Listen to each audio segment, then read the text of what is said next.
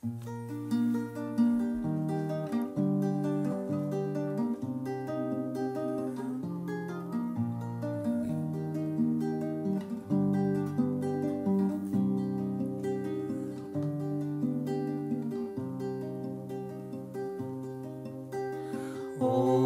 prends mon âme, prends-la, Seigneur, et que ta flamme brûle en mon cœur, que tout mon être vibre pour toi, sois seul mon maître, ô divin roi.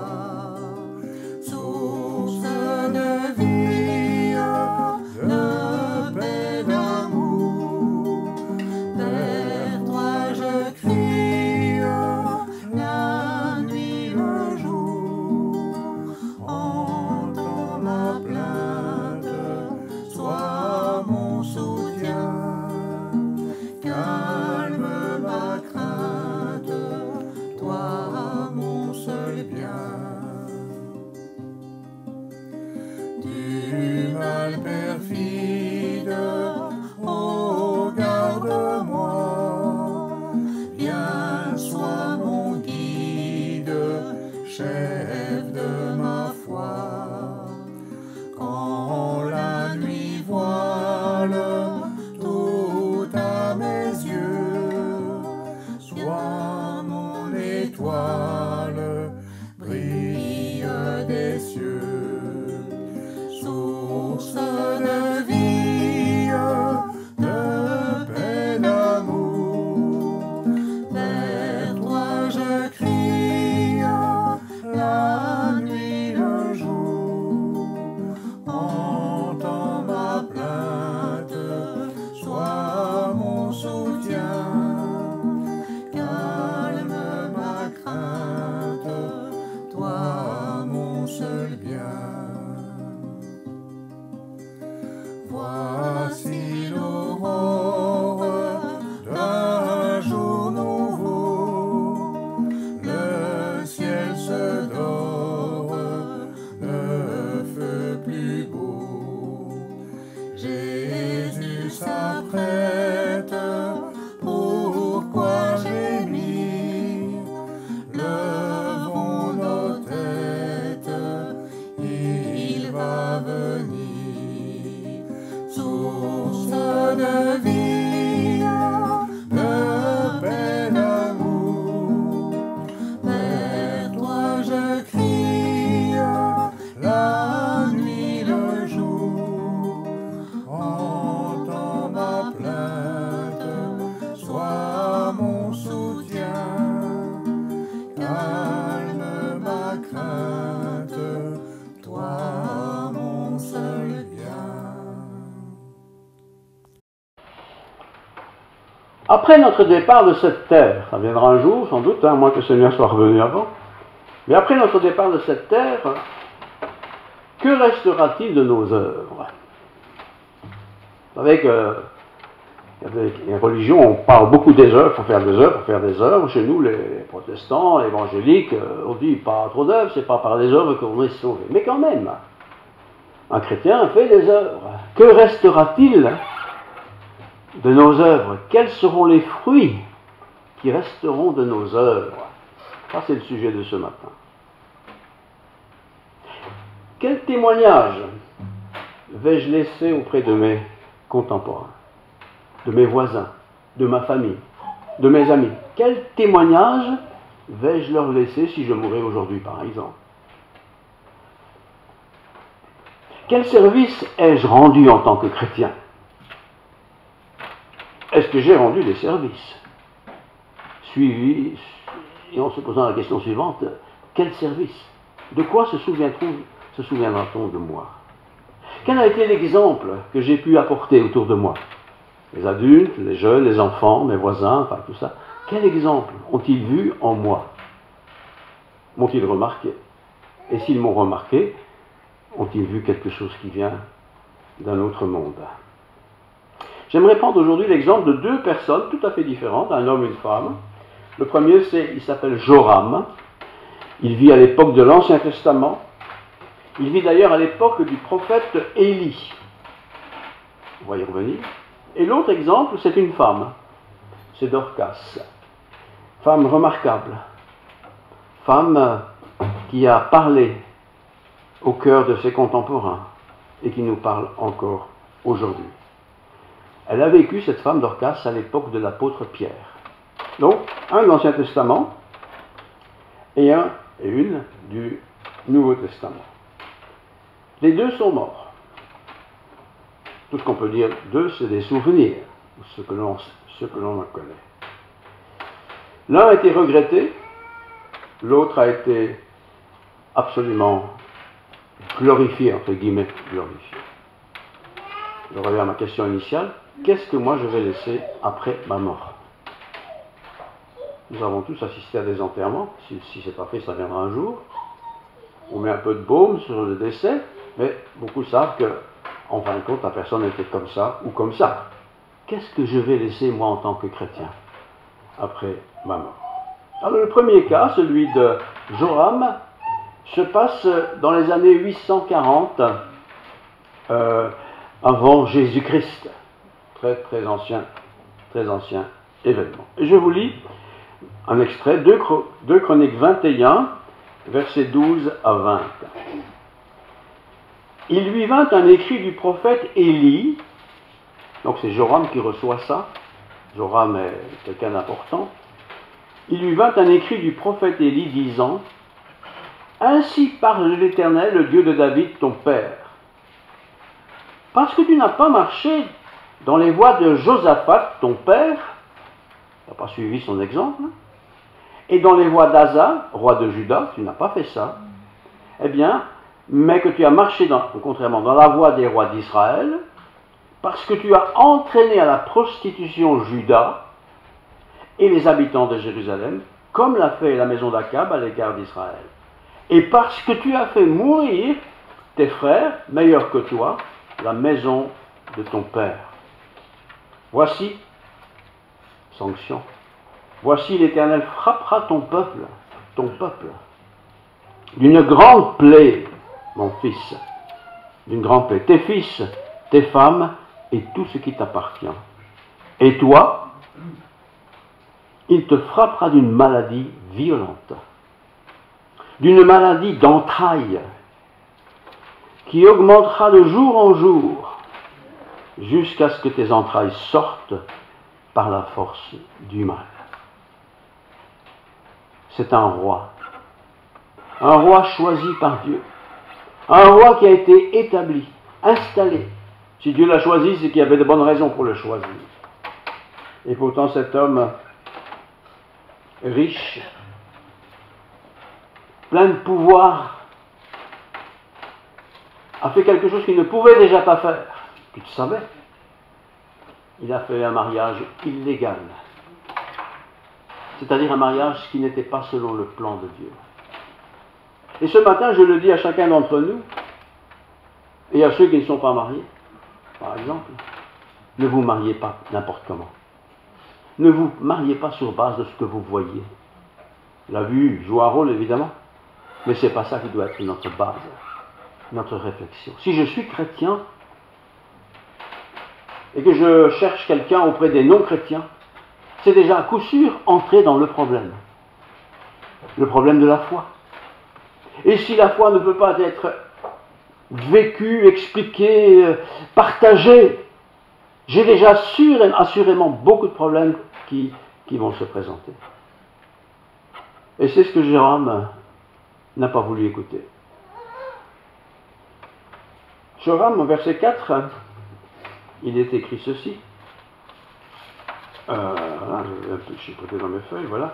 Lorsque Joram eut pris possession du royaume de son père, et qu'il se fut fortifié, il fit mourir par l'épée tous ses frères et quelques-uns aussi des chefs d'Israël.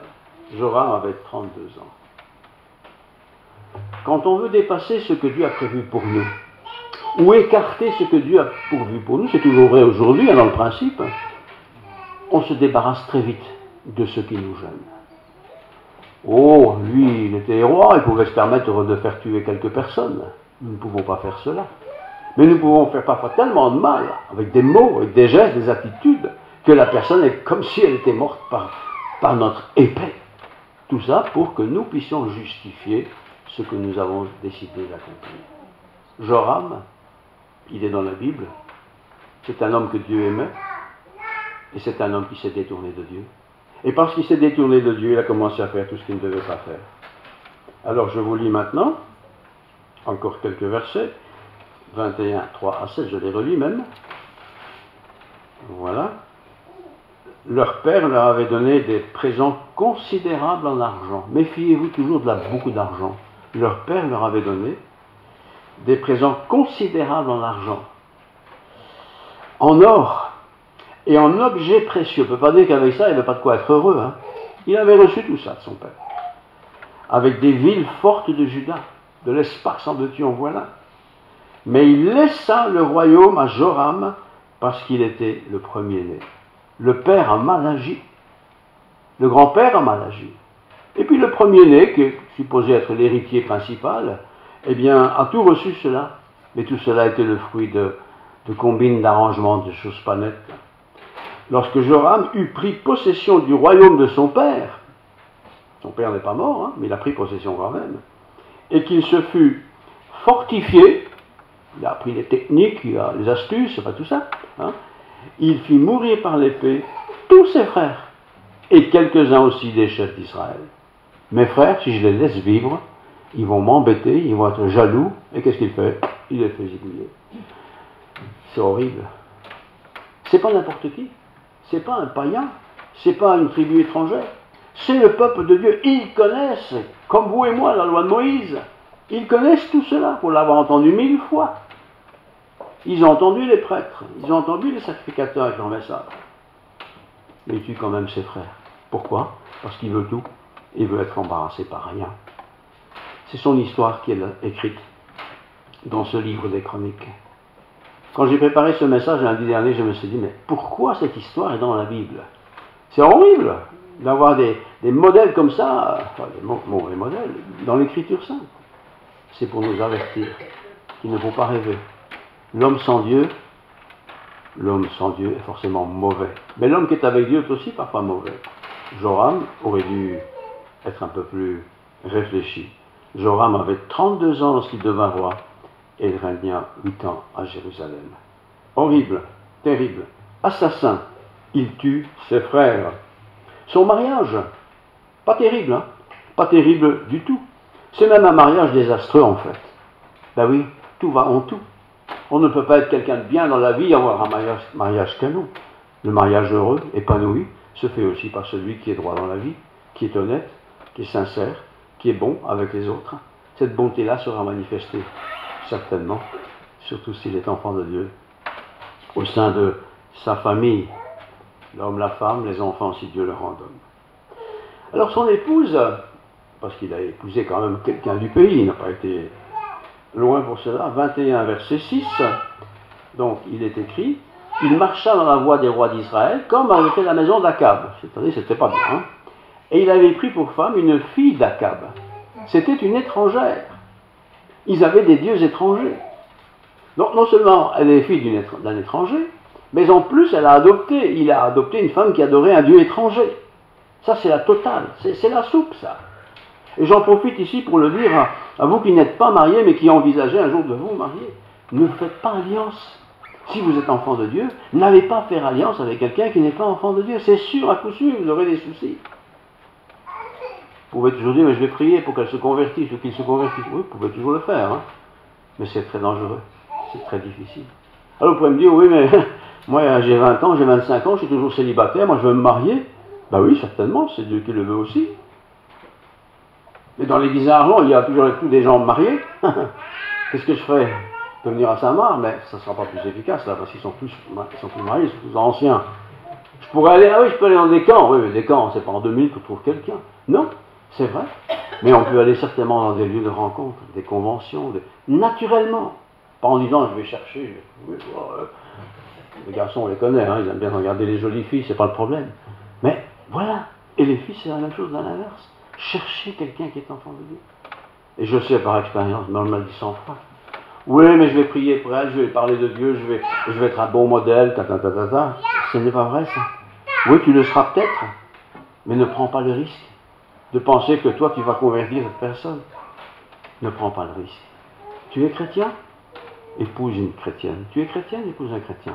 Mais pas simplement qui dit je suis chrétien. Quelqu'un qui vit sa foi. Quelqu'un qui aime Dieu. Quelqu'un qui partage sa foi. Tu as des grandes chances d'être bien dans ta vie d'homme et de femme. Alors cette femme était la fille du roi Akab. Et elle s'appelait comment? Jézabel. Je ne sais pas si c'est une expression connue chez vous, mais dans mon pays d'origine, quand une femme était méchante ou pas très sympathique, on dirait qu'elle était une vraie Jézabel. Vous connaissez cette expression? Non, je ne crois pas que par ici on connaît ça. Mais là où j'habitais avant, c'était comme ça. C'est un peu flamand comme ça. T'es une Jézabel. Toutes les femmes de ma région connaissent cette expression. Ça veut dire que tu es une mauvaise femme, quoi.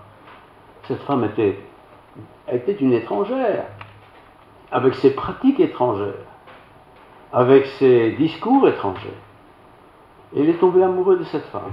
Il y a des milliers d'autres femmes, il faut qu'elles tombent amoureuses d'une étrangère. Elle était de Sidon. Elle avait beaucoup de dieux étrangers, dit le texte. Beaucoup de dieux étrangers. Alors vous pensez bien que notre cher ami ici, avec son Dieu qu'il ne voit pas, il aura beaucoup de mal à convaincre sa femme d'écouter le Dieu qu'elle ne voit pas. Elle avait des dieux qu'on voyait, c'était des statues et tout ça. Ça, c'est des dieux au moins. Vous voyez? Faire attention. Faire attention de ne pas faire alliance avec des gens qui ont leur Dieu, quoi. On pourrait dire, mais oui, elle peut toujours se convertir. Oui, mais toi aussi, tu peux te convertir dans l'autre sens. Hein. Et parfois, pour ne pas avoir la guerre, qu'est-ce qu'on fait?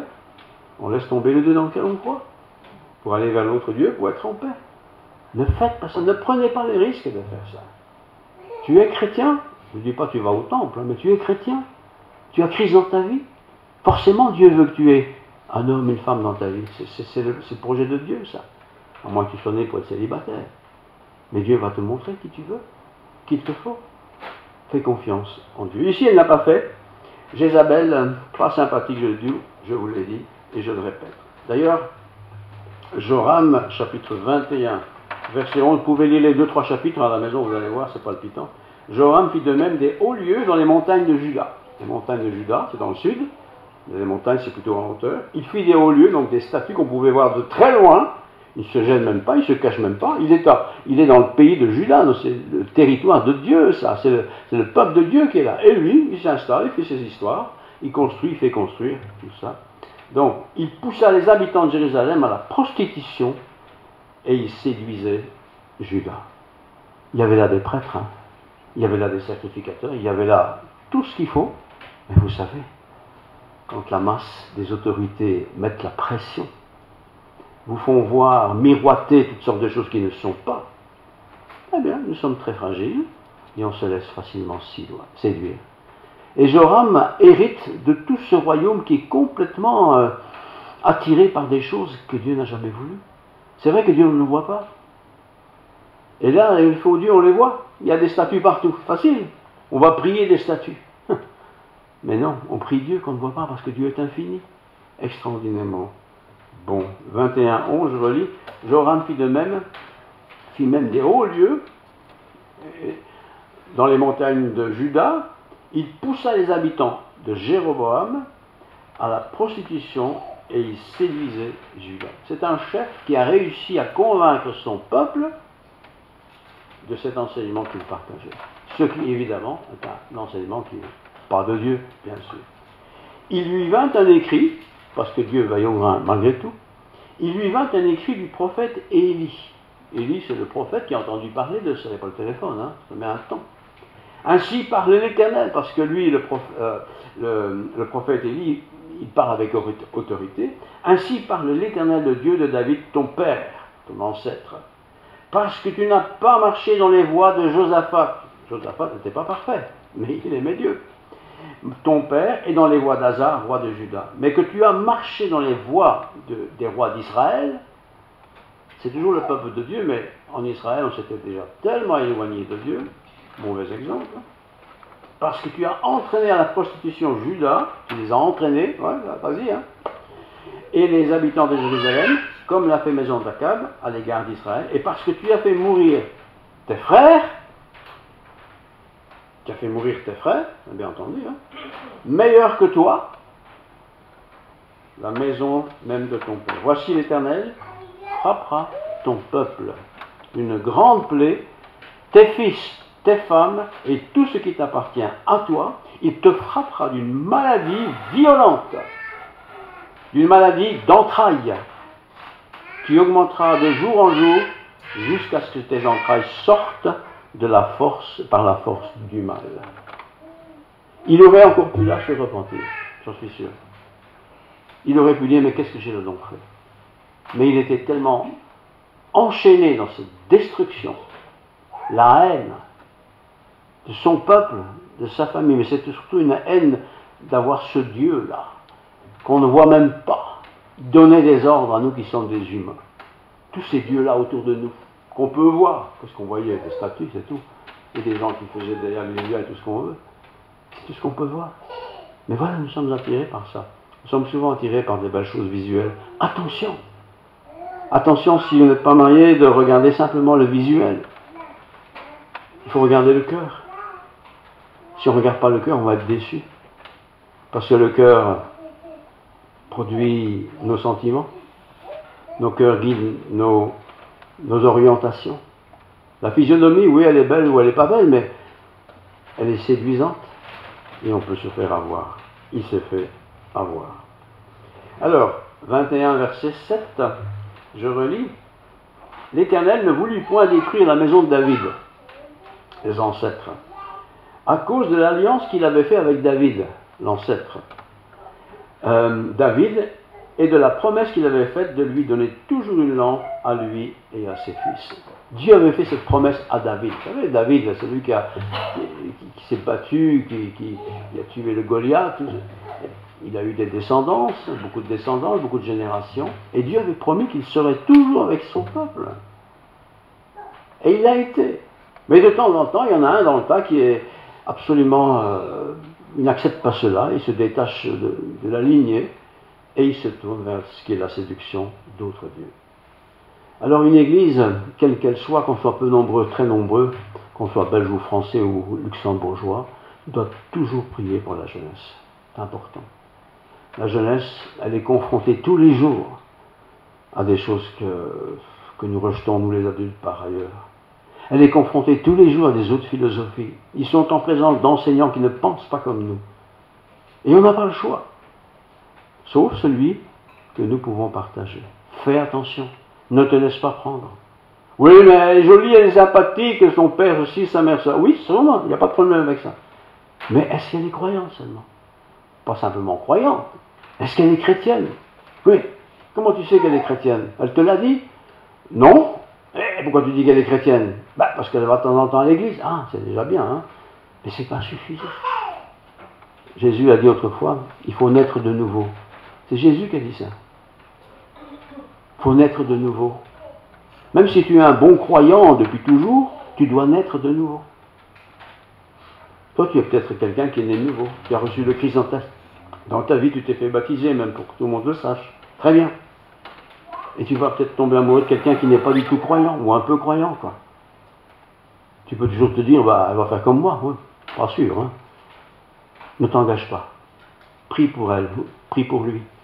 Et s'il se convertit, s'il se fait baptiser non contraint, hein, parce qu'il ne faut pas non plus faire du cinéma, peut-être tu pourras choisir cette personne pour faire alliance avec elle pour le reste de ta vie.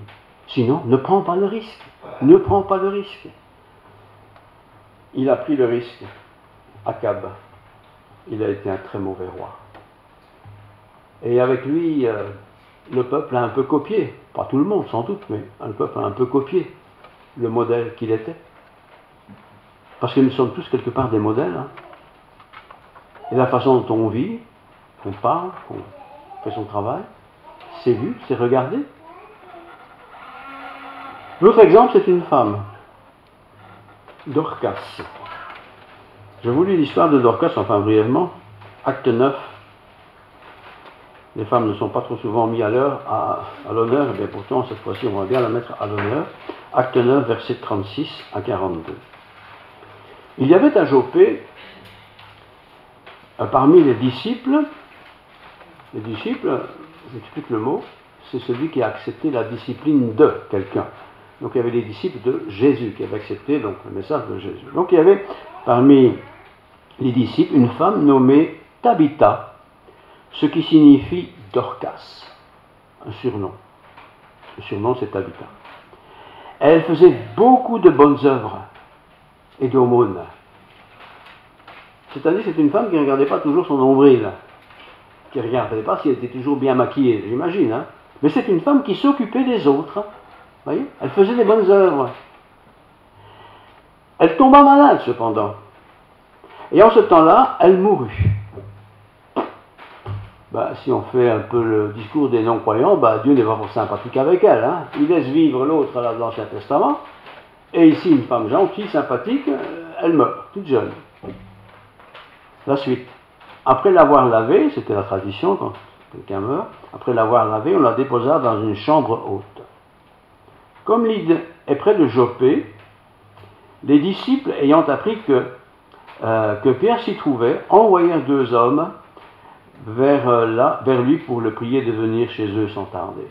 Pierre, c'était quand même une référence. Alors si Pierre pouvait être là, peut-être il va prier pour elle, on ne sait jamais. Voilà. Ils essaient de trouver Pierre. Pierre se leva et partit avec ses hommes. Lorsqu'il fut arrivé, on le conduisit dans la chambre haute. Toutes les veuves l'entourèrent en pleurant. C'était la tradition, ça se fait encore un peu aujourd'hui. Hein, donc. Les femmes, entre femmes, pleurent la défunte et tout ça. Il lui montrait les tuniques et les vêtements que faisait Dorcas pendant qu'elle était avec elle. Vous voyez le contraste entre ce gars de l'Ancien Testament qui ne pensait qu'à s'enrichir, plus, et cette femme ici qui faisait quoi? Qui faisait des choses accessibles à tous et pour le bien de l'autre. Voilà, c'était un exemple. Pierre fit sortir tout le monde. Il n'a pas fait un grand show, hein. Il fait sortir tout le monde, se mit à genoux et pria. Puis se tournant vers le corps donc de la défunte, il dit « Tabitha, lève-toi !» Elle est morte, hein, confirmé. « Tabitha, lève-toi. » Elle ouvrit les yeux et, ayant vu Pierre, elle s'assit. Certains disent, mais elle n'était pas morte, à l'époque on n'avait pas de test. Elle était bien morte, ça j'en suis sûr. Dieu a fait son œuvre. Il lui donna la main et il la fit lever. Il appela ensuite les saints et les veuves et leur présenta vivantes. Tout le monde avait quitté la pièce, se retrouve avec elle et Dieu. Dieu fait son œuvre et puis Pierre s'efface et il dit voilà, l'œuvre de Dieu. Cela fut connu de tout Joppé et beaucoup crurent au Seigneur. C'est la grande différence avec notre histoire de l'Ancien Testament. Le chef d'un peuple, le peuple que Dieu s'était choisi, a été entraîné par un fou dans des voies que Dieu n'a jamais voulu. Cette femme, et j'insiste bien, cette veuve, pas beaucoup de ressources, passait beaucoup de son temps à faire des choses pour ceux qui étaient dans le besoin. Quelle vie! Quel sacrifice! Nous sommes tous les appelés à mourir un jour, hein, bien sûr. Elle aussi, et elle est morte. Mais voilà, elle est tellement peut-être jeune, je ne sais pas, ou elle était tellement aimée que tout le monde dit il faut qu'elle vive un peu quand même. Et voilà qu'on appelle Pierre, c'était celui qui était bien connu, et il vient. Il ne fait pas de miracle, hein, il y sortait, puis il prie, et Dieu la réveille, et Dieu la ressuscite. Quelle différence d'histoire! Ma question du jour, c'était qu'est-ce que je vais laisser derrière moi? Est-ce que je vais être quelqu'un comme Joram qui élimine tout ce qui le gêne? Ou est-ce que je vais être comme cette femme? Quelqu'un qui a ce qu'il faut, sans doute, mais qui s'occupe aussi des autres, qui sont dans le besoin. Et il y a beaucoup de gens qui sont dans le besoin. C'est vrai que dans nos pays, on a quand même beaucoup de services sociaux. Et on peut toujours se dire, ils vont s'en occuper, oui, sûrement. Mais la présence, notre encouragement, nos prières, nos petites visites, il ne faut pas casser les pieds non plus trop longtemps chez les gens qui ne sont pas bien, mais nos petites visites, nos petits mots de sympathie, un petit coup de téléphone bien placé au bon moment, toutes ces choses-là sont sources d'encouragement. Et on ne le fait pas pour être glorifié, parce qu'on ne le fait pas pour être vu, on le fait parce que tout simplement on aime son prochain. Je remercie Dieu pour toutes ces œuvres sociales qui existent autour de nous. Nous participons peut-être à l'une ou à l'autre, ou peut-être nous avons une œuvre sociale particulière qui est protestante, disons comme ça. Très bien, continuez, faites ce que vous pouvez, mais faites-le bien. Priez pour ceux qui sont dans la souffrance. Priez pour ceux qui sont malheureux. Je bénis tous ceux qui parmi nous ont accueilli des Ukrainiens, Ukrainiennes, des réfugiés qui ont dû quitter ce pays à cause de quelques sauvages qui veulent tout massacrer. Dieu bénit ça.